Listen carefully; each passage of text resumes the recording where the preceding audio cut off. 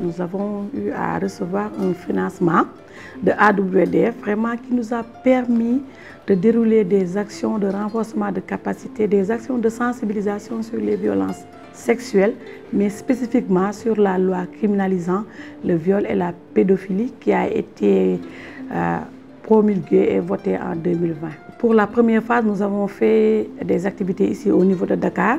Et pour cette deuxième phase, nous allons faire des activités au niveau de la banlieue dakaroise, à Rufisque, dans la région de Thiès, plus précisément à Mbour, et dans la région aussi de Fatick.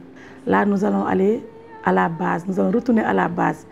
Et donc, pour faire des activités de sensibilisation, des formations sur la loi, le contenu de la loi, donc tout ce qui est attrait à cette loi-là, mais aussi des forums seront organisés dans les autres régions pour sensibiliser beaucoup plus de monde vraiment sur les violences en général, mais sur les violences sexuelles et basées sur le genre. Nous avons eu un appui de AWDF pour 3 ans donc, de mise en œuvre d'initiatives allant dans le sens effectivement d'intervenir dans le cadre donc, des violences sexuelles.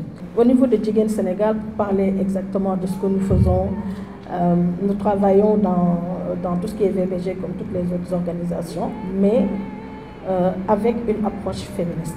C'est pourquoi, dans le cadre même de CASA, plus particulièrement, nous avons axé nos actions beaucoup plus sur les survivantes en fait. En prenant en compte tout ce qui est aspect protection, par exemple, de ces victimes-là, la question de la sécurité donc, des espaces où nous organisons nos activités, mais également la question vraiment du consentement. Donc ce sont des paramètres qui sont extrêmement importants donc, dans le cadre de ce que nous faisons. Et je dirais que AWDF, c'est un partenaire vraiment avec qui nous travaillons avec beaucoup plus de facilité. Et on a un canevas de rapports financiers, un canevas de rapports narratifs qui est à notre disposition. Vraiment, AWDF a mis en place des informations, des outils qui nous permettent d'être très efficaces dans nos interventions. C'est une collaboration vraiment fructueuse. Ça a été fructueuse parce que ça nous a permis de faire ce que nous avions en idée, de concrétiser ça.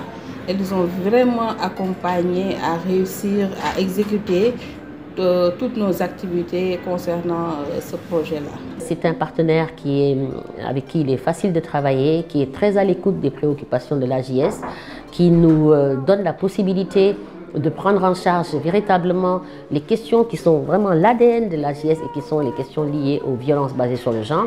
Et donc nous espérons que ce partenariat-là va se consolider. Déjà, nous sommes très satisfaits de ce qui s'est fait dans le passé et nous espérons donc un partenariat consolidé pour l'avenir qui se passe de la plus belle des manières.